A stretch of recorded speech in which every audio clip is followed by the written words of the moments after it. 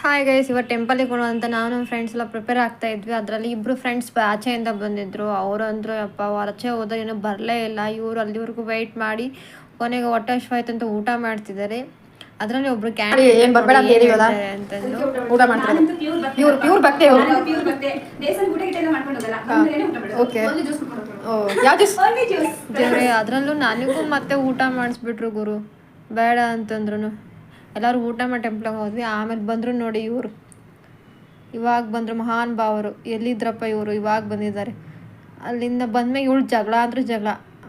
ಆಮೇಲೆ ಜಗಳ ಮಾಡಿಕೊಂಡು ನೆಕ್ಸ್ಟು ಅದರ ತಲೆನೋವಿಗೆ ಕಾಫಿ ಮಾಡಿದ್ದು. ಕಾಫಿ ಕುಡಿಯೋಣ ಅಂತಂದು ನಾನು ವೀಡಿಯೋ ಮಾಡ್ತಿರ್ಬೇಕಾದ್ರೆ ಫೋಸ್ ಅದ್ರ ಕೊಡ್ತೀನಿ ಅಂತ ಹೇಳಿದ್ದು. ಆವಾಗ ನೆಕ್ಸ್ಟ್ ಕ್ಯಾಬ್ ಬುಕ್ ಮಾಡ್ಕೊಂಡು ನಾವು ಟೆಂಪಲ್ಗೆ ಹೊರಟಿವಿ. ಅಲ್ಲಿಂದ ನೆಕ್ಸ್ಟ್ ರೀಚ್ ಆಗೋಷ್ಟೊತ್ತಿಗೆ 8:30 ಅರೌಂಡ್ ಆಯಿತು. ಅಲ್ಲಿ ಇನ್ನೇನು ದೇವಸ್ಥಾನ ಕ್ಲೋಸ್ ಮಾಡೋ ಟೈಮಲ್ಲಿ ನಾವು ಹೋಗಿದ್ದು. ಆ ದೇವಸ್ಥಾನದಲ್ಲಿ ಹಿಂಗೆ ನಮ್ಮ ಪುಣ್ಯಕ್ಕೆ ದೇವಸ್ಥಾನ ಹೋಗಿದ್ದು. ಹೋಗಿ ದರ್ಶನ ಮಾಡಿಕೊಂಡು ಎಲ್ಲರೂ ದರ್ಶನ ಮಾಡಿ ಫೋಟೋ ತೆಕ್ಕೊಂಡು ನೆಕ್ಸ್ಟು ಪ್ರಸಾದ ಕೊಟ್ಟರು. ಅಲ್ಲಿ ಪ್ರಸಾದ ತಿನ್ನಬೇಕು ಅಂತಂದು ಆಚೆ ನಿಂತ್ಕೊಂಡಿದ್ವಿ. ಅಷ್ಟೊತ್ತಿಗೆ ಇವ್ರು ಫೋಟೋಸ್ ಎಲ್ಲ ತೆಕ್ಕೊಳ್ತಾ ಇದ್ರು.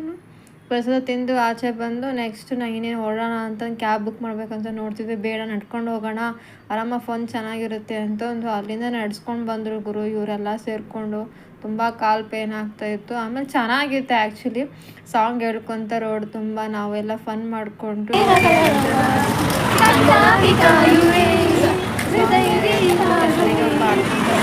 ಆ್ಯಕ್ಚುಲಿ ನಾವು. ಆಮೇಲೆ ಹಿಂದೆ ಇವ್ರು ಕೌಂಟ್ರ್ ಕೊಡ್ತಾಯಿದ್ರು ಇಬ್ಬರು ಫ್ರೆಂಡ್ಸು.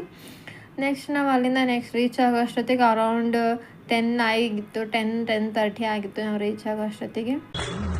ಗೈಸ್, ಕೊನೆಗೂ ಟೆಂಪಲ್ಗೆ ಹೋಗ್ಬಿಟ್ಟು ಬಂದು ಮನೆ ಹೋಗ್ತಿದ್ದೀವಿ. ಒಳ್ಳೆ ಊಟ ಮಾಡ್ಕೊಂಡು ಟೆಂಪಲ್ ವಿಡಿಯೋ ಇದೆ ಮಾಡಿದ್ದೀನ. ಈ ಕೈ ಹಿಡ್ಕೊಂಡಿದ್ರು ನಾನು ಅಂತ ಏನಂತ ಹೋದೆ ಪೂಜಾ ಅಕ್ಕಿ ಕೇಳಕ್ಕೆ ಅನ್ಸಕತ್ತಿಲ್ಲ.